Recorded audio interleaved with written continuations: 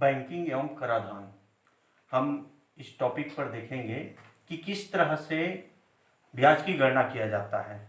तो खाता जब हम खुलते हैं बैंक में तो एक होता है सामान्य जो खाता, जिसको हम बचत बैंक खाता बोलते हैं। तो बचत बैंक खाता में राशि हम जब चाहे तब जमा कर सकते हैं और जब चाहे तब निकाल सकते हैं, इसलिए उस पर इंटरेस्ट या ब्याज कम मिलता है। अब उसके बाद आते हैं आवर्ती जमा खाता। आवर्ती जमा खाता मतलब यदि हमारे पास राशि प्रति माह या एक निश्चित समय पर जमा करने के लिए हो और एक निश्चित समय के लिए उसको जमा करते हैं तो वो कहलाता है आवर्ती जमा खाता। और उसी प्रकार से एक होता है सावधि जमा खाता। तो सावधि जमा खाता में हमारे पास यदि मोटी रकम है और एक निश्चित समय के लिए उसका हमको जरूरत नहीं है तो उसको हम एक मुश्त बैंक में जमा कर देते हैं, तो उसको कहते हैं सावधि जमा खाता। तो ये दोनों जो बचत खाता है इस पर अलग अलग तरह के ब्याज हमको मिलते हैं। तो सबसे पहले हम देखते हैं आवर्ती जमा खाता। आवर्ती जमा खाता में किस प्रकार से ब्याज मिलता है, तो इसके लिए हम एक एग्जाम्पल लेते हैं और एग्जाम्पल से इसको समझेंगे। एक प्रश्न लेते हैं हम। 150 रुपया का मासिक आवर्ती जमा खाता 6 माह के लिए खोला। एक कोई व्यक्ति है जो 6 माह के लिए आवर्ती जमा खाता खोलता है और प्रति माह 150 रुपया उनको जमा करना है। यदि ब्याज की दर 8% वार्षिक हो तो 6 माह पश्चात उनकी जो राशि है, परिपक्वता राशि कितनी उनको प्राप्त होगी। तो यहाँ पर हम ब्याज की गणना करेंगे और जो मूलधन है दोनों को जोड़ देंगे, वही राशि उसको वापस होगा। तो इसके लिए सबसे पहले हम प्रति माह अलग अलग ब्याज की गणना करते हैं। तो वो ब्याज की गणना साधारण ब्याज के सूत्र से करेंगे और साधारण ब्याज के जो सूत्र है ब्याज बराबर मूलधन गुणा दर गुणा समय बटे 100। तो इससे ज्ञात करेंगे। तो सबसे पहले हम देखते हैं प्रथम माह में, ये पहला माह में ब्याज की गणना। तो पहले माह में जब हम ब्याज की गणना करेंगे तो उस स्थिति में देखो इनका मूलधन है 150 रुपया, तो P इक्वल 150 रुपीज, ये हो गया। और दर, तो दर है R इक्वल 8% और समय T इक्वल 6 माह। 6 माह के लिए जमा किया जा रहा है तो इसलिए T इक्वल 6 माह। अब इसकी गणना कर लेते हैं तो ये हो जाएगा सिंपल इंटरेस्ट के फार्मूला से SI इक्वल होता है P into R into T by 100। अब इसमें मान रखते हैं तो P का मान 150 इंटू R 8% इंटू समय है 6 माह बटे 100। अब यहां पर देखो ये वार्षिक है, तो वार्षिक है इसलिए इस 6 माह को हम साल में चेंज कर देंगे। तो साल में जब चेंज करेंगे तो क्या करना पड़ेगा, ये हो जाएगा या ये 6 माह तो 6/12 वर्ष हो जाएगा, क्योंकि हम जानते हैं 12 महीने बराबर होता है एक साल। तो ये 6/12 मतलब 12 से माह को यदि वर्ष में चेंज करना है तो 12 से डिवाइड कर देंगे, तो ये 6/12 आएगा। तो ये 12 को नीचे लिख दिए। अब यहाँ पर जो आगे हम देखते हैं ये पहले माह के लिए इसको इतना ही रख देते हैं। अब दूसरा माह में क्या हो जाएगा, दूसरा माह में ब्याज की गणना करते हैं। SI इक्वल डायरेक्ट मान रखते हैं। मूलधन इसके लिए भी वही रहेगा, हर माह जमा करना है 150 रुपये, और दर भी वही रहेगा 1 इंटू, अब देखो यहाँ पर समय एक माह खिसक जाएगा, एक माह निकल गया, हमको अगले माह में जमा करना है तो इसलिए आ जाएगा 5/12 और ये बाई 100 इंटू। इसी प्रकार से तीसरे माह यहां पूरा लिख सकते हो। तीसरे माह में ब्याज की गणना। अब तीसरे माह में ब्याज की गणना करते हैं। तो तीसरे माह में ब्याज की गणना SI इक्वल हो जाएगा ये 150 इंटू 8, मूलधन और दर तो सेम रहेगा हर माह में, इंटू अब ये 2 माह गुजर चुका तो कितने माह बचा, 4 माह। यानी पहले 6 माह के लिए निकाले, दूसरे माह में 5 माह के लिए निकाले, तीसरे में 4 माह के लिए निकालेंगे। ये बाई 100 इंटू ये 12 और इसी प्रकार से ये हम यहां पर तीसरे के बाद चौथे माह के लिए देख लेते हैं। चौथे माह में ब्याज की गणना, तो चौथे माह में ब्याज की गणना करेंगे। एस आई इक्वल हो जाएगा 150 इंटू 8 इंटू ये 3, मतलब 3 माह गुजर चुका, बाई 100, 3 माह बस बचा है तो 3/12 हो जाएगा। उसी प्रकार से पांचवें माह में ब्याज की गणना, हर माह का इस तरह से अलग अलग गणना करेंगे। तो पांचवें माह में क्या हो जाएगा, एस आई मतलब simple interest equal 150 into 8 into 2/100, और ये माह में है तो इसको साल में बदल दिए तो 12 से डिवाइड कर दिए। इसी प्रकार से छठी माह में ब्याज की गणना, तो ये हो जाएगा S I equal 150 into 8 into 1/12 हो जाएगा, और ये 100/112। तो इस तरह से सभी माह का ब्याज की गणना हम कर लिया। अब इस ब्याज की गणना को सब जो किए हैं निकला है उन ब्याजों को हम जोड़ देंगे। तो ब्याजों को जोड़ेंगे तो क्या हो जाएगा, ये कुल ब्याज हमको मिल जाएगा। तो यहां पर कुल ब्याज बराबर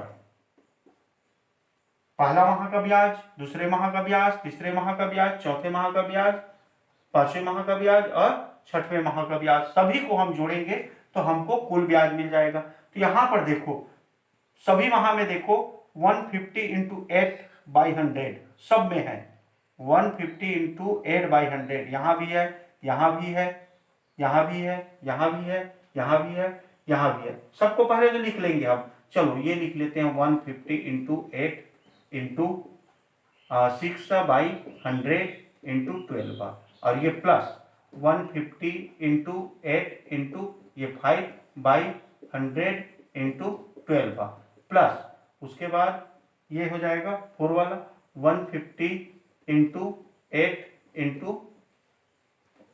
ये 4 आएगा, 4/100 into 12 plus 150 into 8 into 3/100 into 12 plus 150 into 8 into 2/100 into 12 plus 150 into, चलो यहां पर लिख देते हैं 150 इंटू 8 इंटू ये आ जाएगा 1/100 इंटू 12।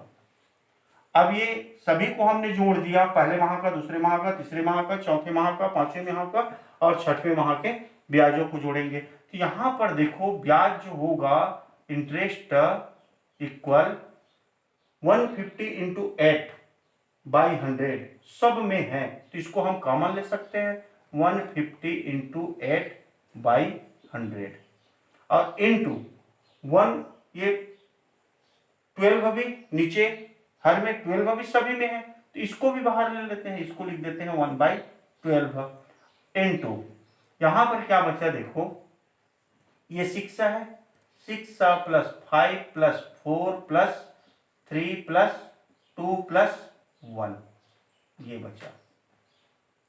यहां पर 6, यहां 5, यहां 4, यहां 3, यहां 2, यहां 1।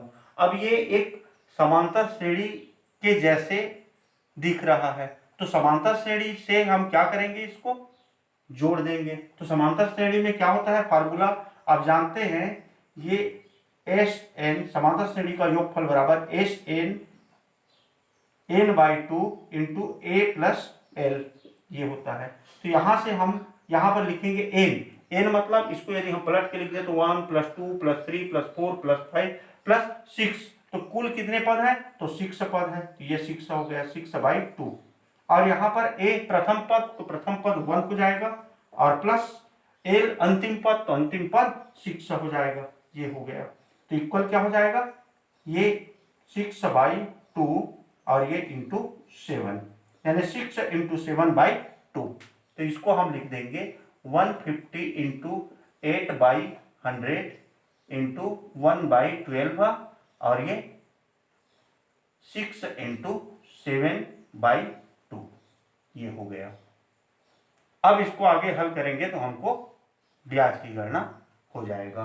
तो यहाँ पर देखो जो कटेगा उसको कटा देते हैं, तो ये शून्य कट गया, शून्य कट गया, यहाँ 5 दूनी 10 और ये 5 दिया 15, 2 एकम 2 चौक, फिर यहाँ पर देखो 4 एकम 4 दिया, ये 3 एकम, ये 3 दूनी 6, 2 एकम और ये 2 एकम। तो इस तरह से कितना बच गया यहाँ 3 इंटू 7 इक्वल आ गया 21। तो इस प्रकार से 21 रुपीस इसका ब्याज होगा। ऊपर 3 बचा और ये 7 बचा, नीचे कुछ भी नहीं बचा, तो 3 इंटू 7 हो गया, तो 21 रुपीस यही होगा इसका ब्याज। अब ये ब्याज परिपक्वता हमको ज्ञात करना है, तो 150 रुपीस हर महीना वो जमा करता है, तो उस स्थिति में P इक्वल कितना हो जाएगा, 6 महीने तक जमा करेगा, 150 इंटू 6 तो इक्वल आ जाएगा ये 0 6 30 0 3 आया, 6 और 3 9 यानी 900 रुपीस उसका मूलधन है और ब्याज है 21 रुपीस। इस प्रकार से परिपक्वता राशि जो ए यानी मिश्र धन बोलेंगे वो मूलधन और ब्याज को जोड़ देंगे, तो ये हो जाएगा 900 प्लस 21 इक्वल 921 रुपीस, यही कहलाएगा इसका मिश्र धन।